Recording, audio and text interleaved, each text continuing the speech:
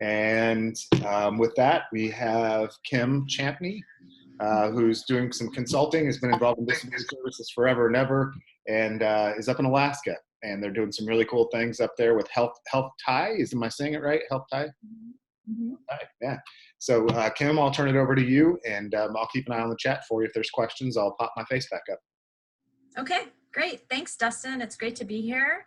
And I think my presentation shouldn't take more than 20 minutes, and we'll have time for questions at the end. So I might just zip through, and then we can chat. So I'll start off by sharing my screen, get my slideshow going. All right. So as Dustin said, I've been a consultant for 3.5 years now, but before that I worked for a service provider in Alaska, in Juneau, Alaska for 20 years. And I was also very involved in the provider association and working statewide on a variety of issues. And as a consultant, one of the big projects I right off the bat started working on had to do with this really wicked problem that if you work in disability services at all, anywhere, you can relate to, which is direct support workforce. And actually when I was a provider, I was on multiple work groups.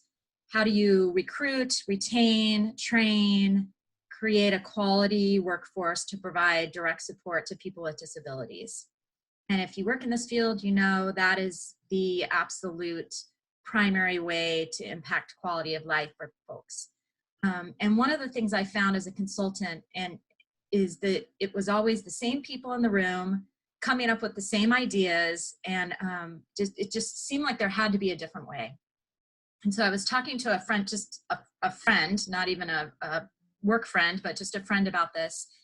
And she said, you have to meet this person. He has worked around the world doing entrepreneurial stuff, and I think he's done some stuff that might be interesting to you. And so I met this person who had been working for the University of Alaska and learned about this concept called open innovation.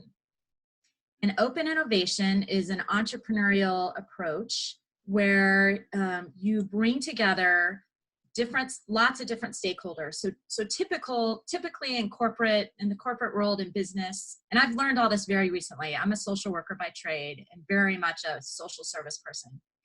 But in open innovation, you bring together different stakeholders from different parts of the community, versus in the past, traditionally, corporations would be very secretive about their innovations. They would try to create new ways of doing things and hide that from the rest of the world. But opening it up is the acknowledgement that bringing more people to the room really creates different kinds of solutions.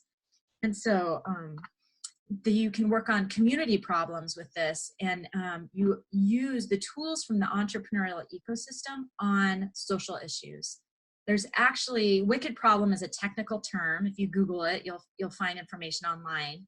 And the man I met in Alaska, Nigel Sharp, had been introduced to the wicked problem and open innovation approach in Colorado, working for a project called 10-10-10. And 10-10-10 brought 10 successful entrepreneurs together for 10 days to look at 10 wicked problems and really try to think outside the box about that. So we decided to take direct support workforce and do a similar approach. And so we brought people together we called it our growth space catalyzer, and brought for 2 days, lots of people together to talk about direct support.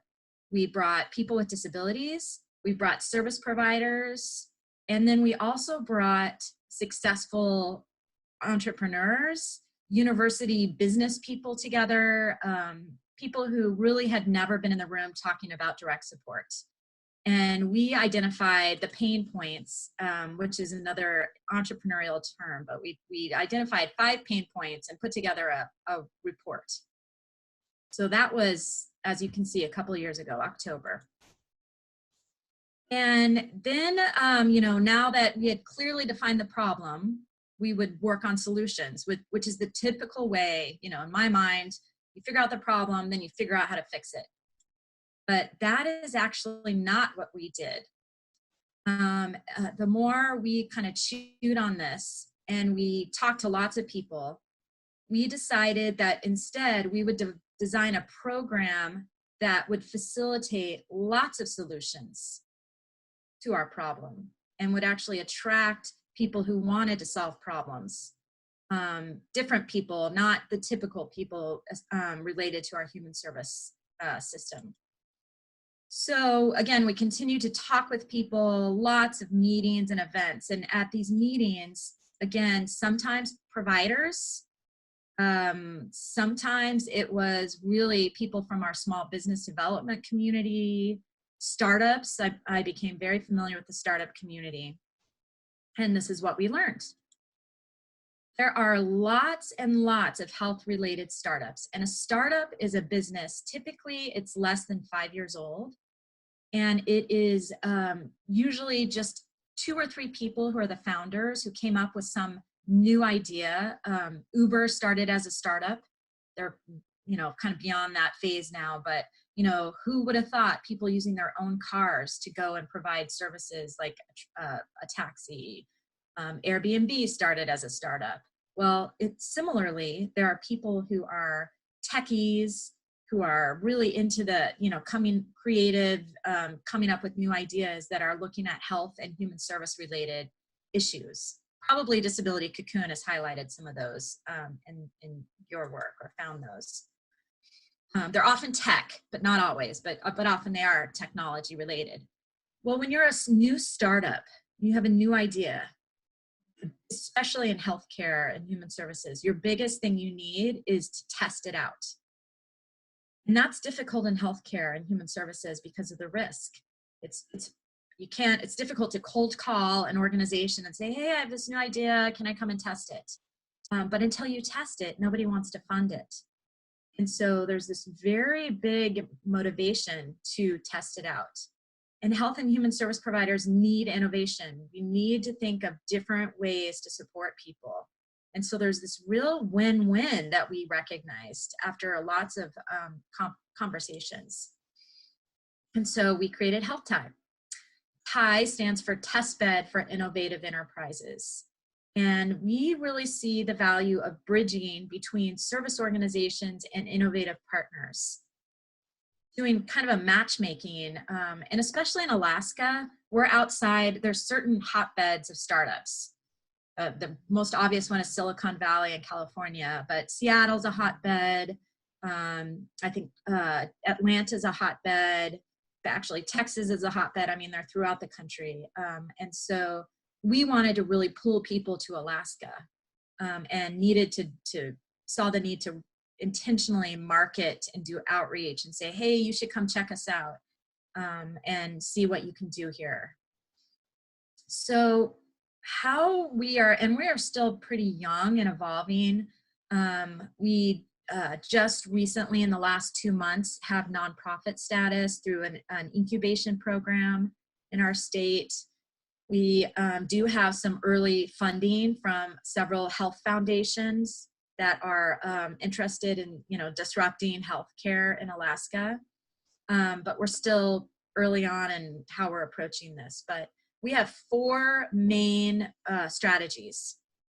The first is we provide a platform for innovators. And this has been our most long-standing activity as an organization. We've been doing this for almost a year now, and it's your tech huddles. I didn't know anything about Disability Cocoon until a couple months ago, but we've been doing tech huddles twice a month for almost a year.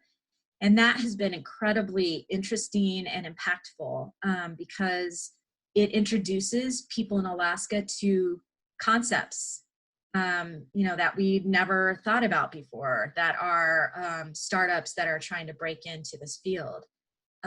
It's been great. We've met a lot of innovators that are interested in working in our state. We do have some unique situations, very rural, remote communities that don't have access to things like physical therapy. We just heard from an entrepreneur last week who's starting an online physical therapy practice through telehealth. So the platform has been great. We record them all. We make them available on our website. And so then if we think of an organization that is looking for a certain solution, we can send them a presentation that our 30-minute presentation Zoom call. So that's been really helpful. And anyone is welcome to get on our website or mailing list and join get invited to those presentations. And actually Dustin is going to do a presentation in May. So we're really excited about that. One of the things you will see with Health Tie is that while I came into this specifically thinking about people with disabilities and workforce, it's broadened there to more health and human services in general. So we have behavioral health providers that are very engaged, but we have a medical doctor who's on our advisory board, who's looking at innovation in clinics and hospitals, small rural hospitals in Alaska. We've had some interest from our tribal health providers. And I think part of that is we're a very small state. And so we see value in making our focus more broad. So we're going to try to balance out more medically oriented technology along with our human service technology innovation. So our first strategy is providing a platform for innovators.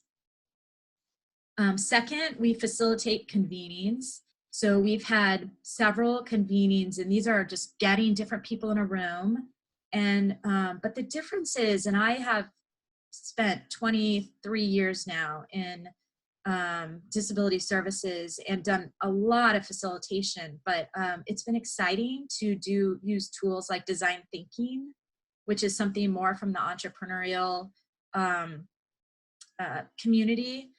There's a real science around creating creative problem solving using rapid ideation, where you give people a certain short period of time and people come up with as many ideas as they can.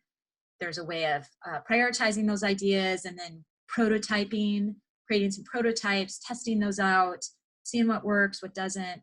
It's a different pace and a different energy, and I think that our field can really benefit from mixing the two groups up. I always call, like, my people are the service providers, and my colleagues, I say your people, and it's usually the startup and the entrepreneurial developers. So we're hoping to continue to facilitate convenings in different regions and different topics. We are have identified curating challenges as an approach. So a type of challenge in the entrepreneurial world is that a funder will offer some sort of cash prize. Right now we have a sponsor that's offering $10,000, and we have asked our human service providers to put up a challenge, and then we're going to try to generate a good solution to that challenge. So it's a little bit on hold right now with the global pandemic, but the challenge that we had identified is looking into different transfer devices for people with mobility issues to make bathing easier, was one of the challenges we were thinking we would push forward on. So then we can reach out to university students who are working in design, get them interested in the health field, and it would attract those creative thinkers into our field to really come up with new ideas. And then our fourth, and probably our big main way we want to impact change, is to manage pilot projects. These are two projects that we have active right now. DSP Hire is actually an app that came about because we were doing a presentation at an event. It was actually a business conference. I would never have thought to go there 5 years ago when I was working in service provision. But I was there presenting on Health Tie. And the amazing thing is that many, many people in the world are impacted by disability, whether they're a family member or it's an aging parent. And so even though the room was full of techies and economic developers, half the people in the room had a connection with the disability field. And I met an app developer whose brother has a developmental disability. And he and I have been working on an app called DSP Hire that will allow employers to advertise jobs through an app and a potential DSP to apply with one click for that position. But we're also putting things like realistic job previews in the app. We're going to have a Slack channel that connects to our DSP statewide organization that we're launching. So it's a way of creating community connectedness for direct support professionals in Alaska. Suresti Health is a startup company that we became familiar with through our open innovation calls. And it provides family caregivers of people with Alzheimer's and dementia, coaching and ongoing support through a simple tablet. And we really think that this will work well in rural areas of Alaska. We're looking to pilot it in a region north of Anchorage, the Matsu borough that has, it's very, very widespread and has the fastest aging population actually in the country. So again, Suresti would never have been able to cold call a provider in Alaska. They wouldn't have known where to start. And our providers in Alaska who are trying to get services out the door every day and don't have capacity to go out and see what's the latest and greatest out there in the world, we are working to bridge that. And Suresti, it's going to take some time to figure out how does that fit into the service delivery system. How do we get people trained on it? How do we distribute that and support that technology and work with the founder? And so that's where we really see that we can make a difference. So now I have a short video and then we'll have some time for questions. So I'm going to play the video now.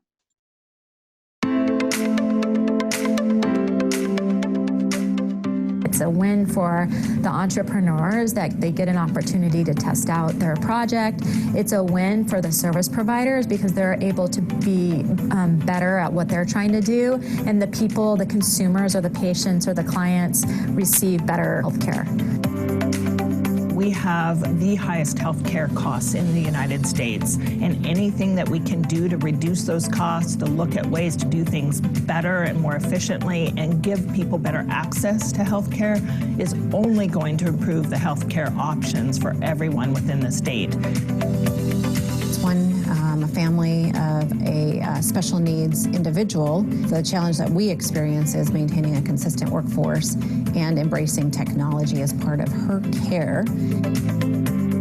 Health is being that bridge that makes those businesses available. They can have the access right where they are. They can get the services they need right where they are. Right now, I'm afraid too often healthcare is seen as a drain on our economy. So I want to flip it. I want healthcare to be an asset to our economy rather than a drain or a cost to our economy.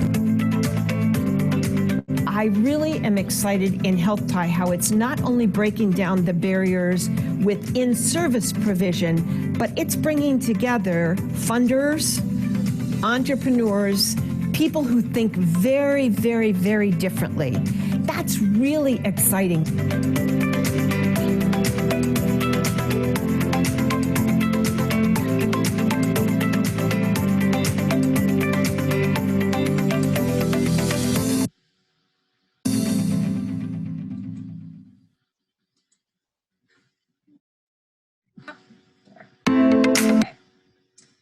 So that is the end of the presentation. And I used that term join the movement before I even knew about Disability Cocoon as well. So Great minds, right?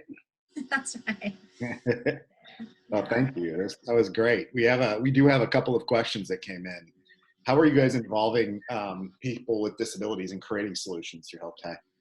Yeah, great question. So people with disabilities have been involved in some of our events, our convenings, and then we are going to also engage them when we have a pilot project that would be that would impact them directly.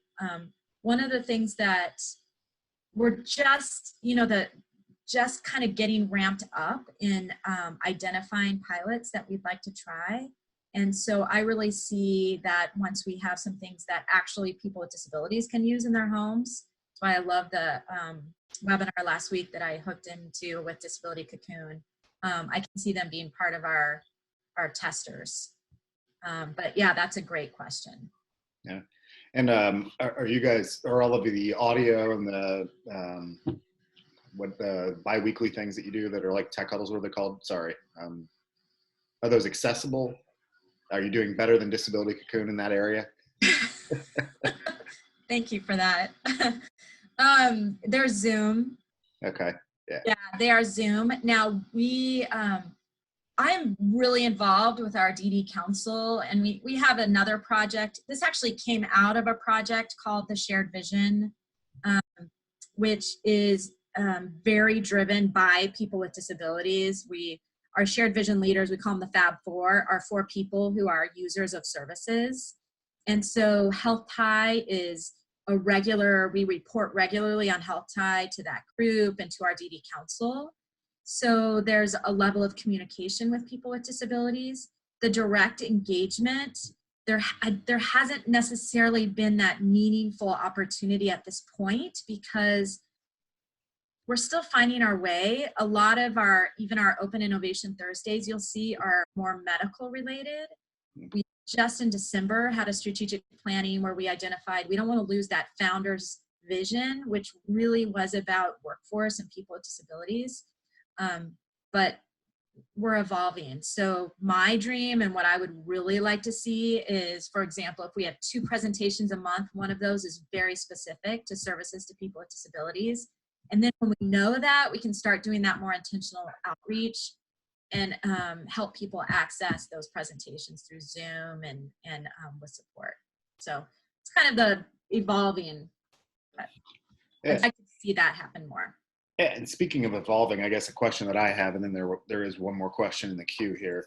I know that we had talked about this, but how are you guys envisioning making this sustainable from a financial perspective? Because obviously, I know what it's like when you started. Everybody it's kind of bootstrapped, right? But what's your plan to make it sustainable? Yeah. Well, we believe that we're creating an opportunity that we can sell. So, and we've talked a lot about the marketability of Alaska. Now, people don't necessarily know that, but there's a lot of innovators that would love to test their projects in Alaska because we have very remote people living in really remote locations. So if you can make it work in Alaska, you can make it work a lot of places in the world, like other countries that maybe are very remote that innovators would love to serve. So we're hoping to have a revenue source that people pay, like maybe a membership fee or a payment to be part of our project, and we'll do the matchmaking thing. Cool.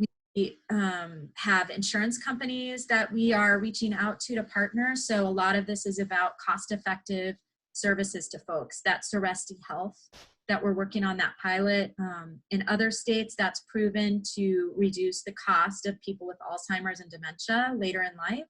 So if we can show that there's some cost effectiveness, could we get some funding from healthcare providers or insurance providers? We had some meetings with some venture capitalists that are looking for investments. So these are early startups that if you get in on the ground floor and it becomes the next big thing, then there will be a payoff down the road. So could we attract investors to help us be sustainable so we can make this happen? That's one of our ideas too. Cool. Yeah, it's tough. It's tough, but it's fun, and there's a lot of opportunities out there. It's just hard to find the right match to try to keep everything pure and neutral and focused on the mission, but at the same time, it's got to be funded. So I completely understand where you guys are at. Yeah, yeah. And then the last question that was there in the chat was somebody commented that they love the video. Is there a way that you can share that? Is that in YouTube or? Oh yeah. It will. That's great. I actually need to check in on that. It's new. It's brand new video. We're excited about it. Those scenes and the interviews happened in December when we had a big event, and so we just had it become available in early February. So I'm sure it'll be placed on our website soon. Okay. And I did share a link to the website in the Okay, chat great. right when you started talking. So Yeah, and on the website, you can get on our mailing list. So we would promote when that video was available. Great. Well, any other questions for Kim? Go ahead and throw them in the chat.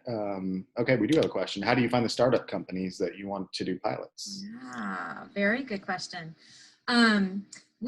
So I have learned that there is this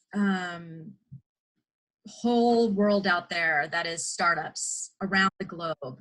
And so there are these big accelerator projects. And the most well-known is called Techstars. And Techstars has thousands of startups that apply to be part of Techstars, and then Techstars helps them build their company up. So because I was working with the entrepreneurs in Alaska already, they're connected with these. There's lots of mailing lists and communities and things like that they tap into. So it's this big network. But also I'm hoping, I think Disability Cocoon may potentially have some folks that might want to do some presentations in Alaska. I think conferences are a way to find startups. We have not had a problem finding small, innovative companies that are interested in presenting on this topic. Not so much the disability services, and that's the thing I really want to push more is that arena, but there's tons of healthcare related ideas. So I've really counted on my partners who they're within the university system, and many university systems. We just met Friday with University of Calgary, for example, and I think this is really common. A lot of universities have innovative centers that are trying to facilitate, because it's good for students, business students, engineering students, design students want to be part of this startup world. And so universities are really good places to partner with. And that's been the partners that have really brought in the startup businesses. It's cool. Another one that you, Kim, and for those of you that were asking about that, there's an accelerator that I talked to these guys a while back, but I have a call with them later today. It's called Uplift Accelerator. And they are focused on tech and innovation for autism. I believe they're based in Boston, but know the guys well. I believe they have done a tech huddle. If they haven't, I need to get them on, but I would go check them out. That's awesome. Yes, thank you. And any other questions?